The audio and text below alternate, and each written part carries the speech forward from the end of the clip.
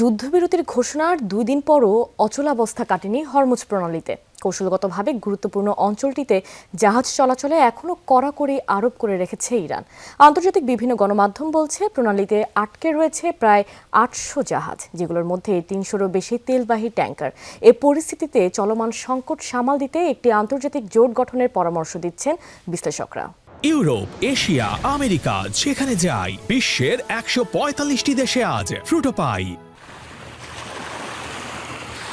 যুক্তরাষ্ট্রের সাথে ইরানের যুদ্ধবিরতি ঘোষণার পরও স্থবিরতা কাটেনি হরমুজ প্রণালীতে। শর্ত মোতাবেক হরমুজ অবমুক্ত করার কথা থাকলেও এখনও এই পথের নিয়ন্ত্রণ ছাড়তে নারাজ ইরানের বিপ্লবী গার্ড আইআরজিসি। অনুমতি ছাড়া প্রণালীর পথ পার হওয়ার চেষ্টা করলে সরাসরি আঘাত করা হবে হরমুজের পথে চলাচলকারী যে কোনো নৌযানকে। আইআরজিসির এমন হুঁশিয়ারির জেরে যুদ্ধবিরতির প্রথম দিন বুধবার গুরুত্বপূর্ণ এই নৌপথ পার হতে পারে মাত্র 5টি জাহাজ। দ্বিতীয় দিনে সে সংখ্যা বেড়ে দাঁড়ায় 6টিতে। যেখানে দৈনিক গড়ে অন্তত 138টি জাহাজের চলাচল ছিল গুরুত্বপূর্ণ এই নৌপথে।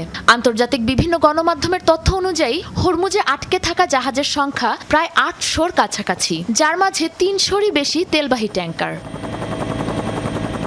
এদিকে চলমান পরিস্থিতির জেরে অস্থিতিশীল বিশ্ববাজার। দফায় দফায় বাড়ছে জ্বালানি তেলের দাম। শুক্রবার ব্রেন্ট ক্রুডের দাম বেড়ে ব্যারেল প্রতি পৌঁছেছে $96.75, যা আগের তুলনায় বেড়েছে প্রায় 0.87%।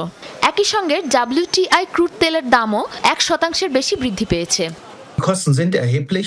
যুদ্ধ পরিস্থিতির জেরে জার্মানিতে টন প্রতি জ্বালানির দাম বেড়েছে প্রায় $400। অন্যান্য বন্দরে প্রতিদিন আমাদের হাজার হাজার কন্টেইনার নামিয়ে রাখতে হচ্ছে, যেখানে স্টোরেজ ফি গুনতে হচ্ছে প্রায় কয়েক মিলিয়ন ডলার। স্বাভাবিকভাবেই এই খরচের চাপে সাধারণ ভোক্তারাও ব্যাপক ক্ষতিগ্রস্ত হবে। এমন অবস্থায় হরমুজের নিরাপত্তা নিশ্চিতের পাশাপাশি চলমান সংকট সামাল দিতে একটি আন্তর্জাতিক জোট গঠনের পরামর্শ দিচ্ছেন বিশ্লেষকরা।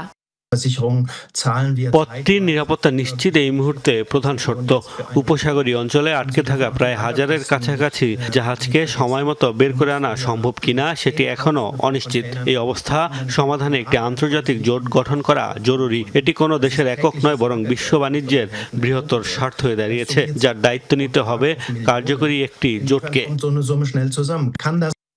প্রতিবেদনে ইরানের রাষ্ট্রীয় গণমাধ্যম IRIB জানিয়েছে, হরমুজ পার হতে ইসলামী বিপ্লবী গার্ড বাহিনীর নৌ শাখার সাথে একটি সমন্বয়ে আসতে হবে নৌযানগুলোকে। যেতে হবে IRGC নেভি নির্ধারিত রুটগুলো ব্যবহার করে।